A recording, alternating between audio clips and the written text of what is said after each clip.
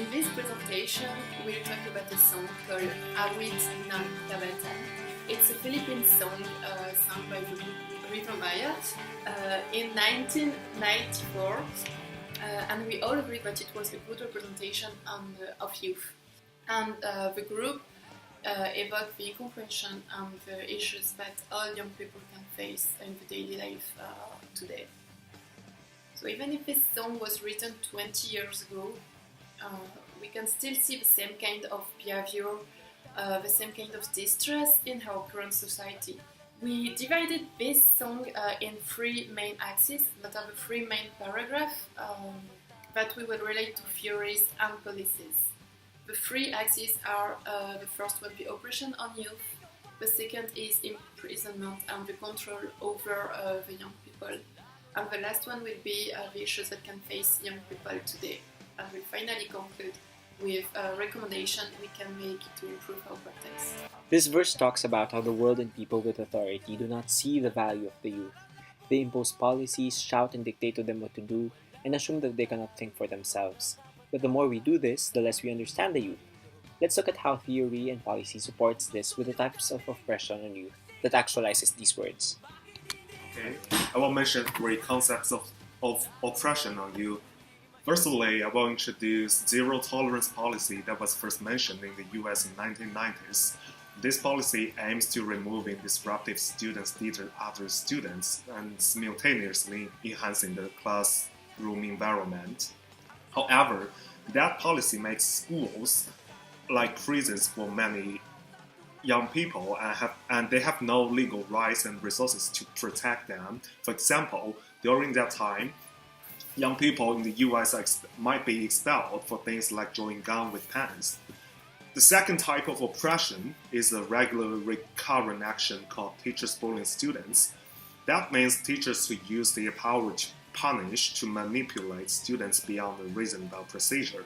And that reminds me of my high school time. I remember that day, I just talked with my classmates without permission, and the teacher just asked me out, and I can come back to the classroom only if I finished 1 kilometer running.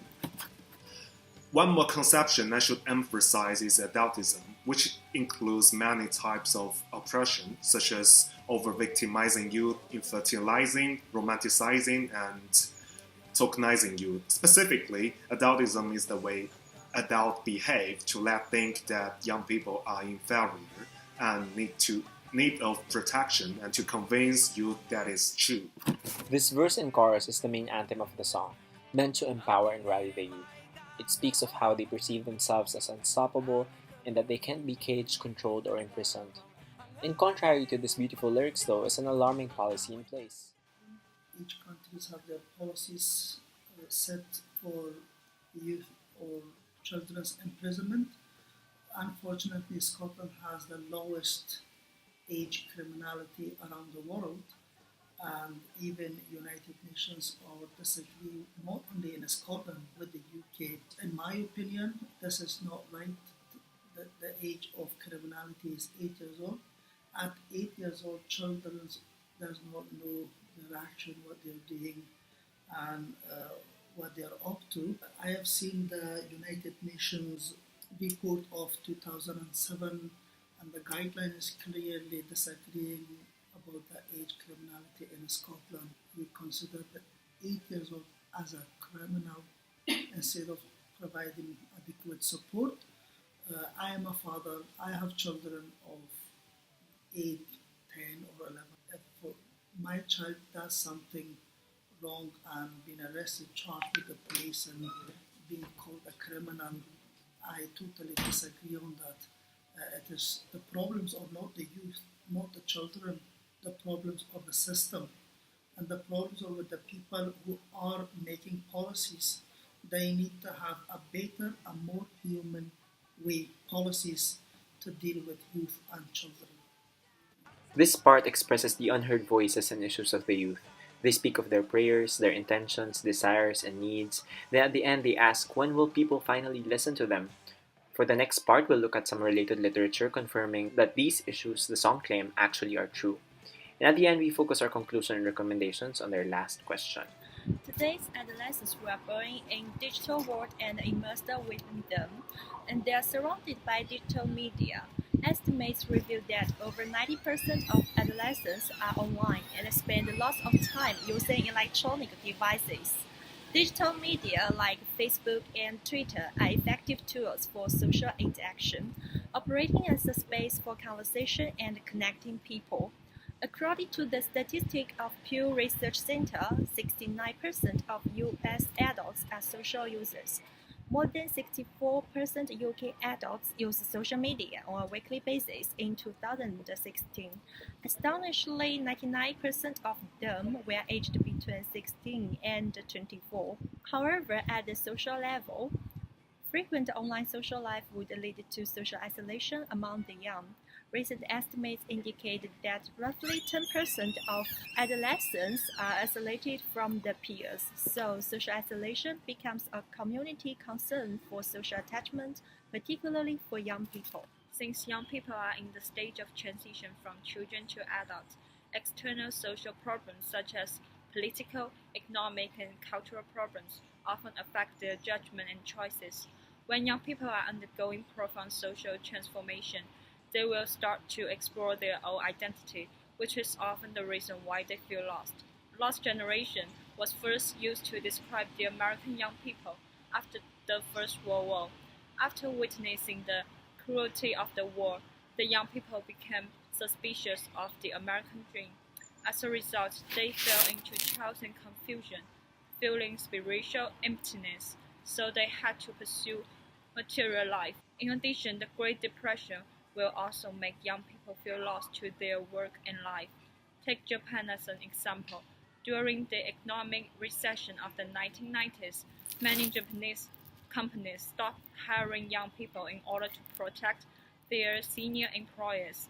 Considering the lack of guidance and support, Japanese youth do not know how to deal with this situation, so they will also feel lost and have no idea where to go and what to do with life. Young people are in need of love and attention. However, many of them are suffering from neglect and abuse, which may cause negative influences to their mental health. Scholars found that adolescents who have witnessed domestic violence, had a history of physical abuse and sexual abuse, were up to 3 times more likely to have early alcohol use initiation.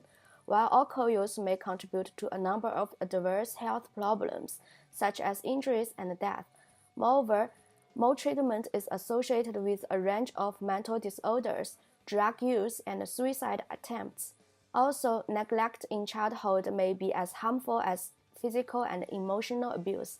Research which investigated the incarcerated youth perception on protective factors and risk factors for juvenile offending shows that love and attention are essential to help youth stay out of trouble.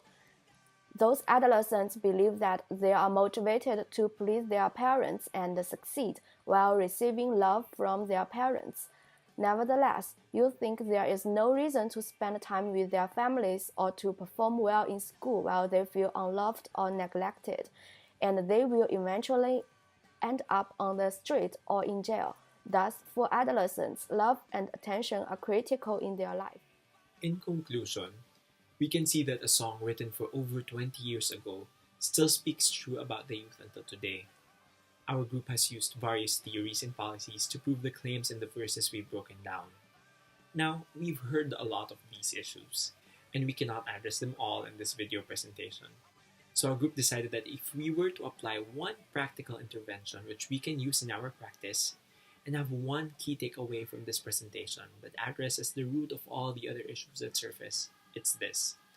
It's called the Empowerment Education Model. It's based on Freire's theories on critical social praxis.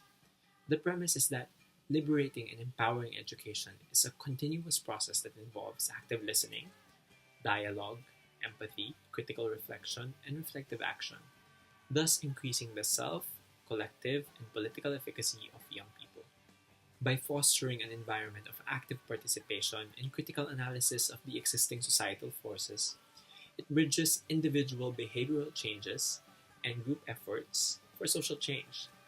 So in practice, we use the Freirean listening, dialogue, action, reflection cycle through activities such as storytelling, listening, and sharing of life experiences.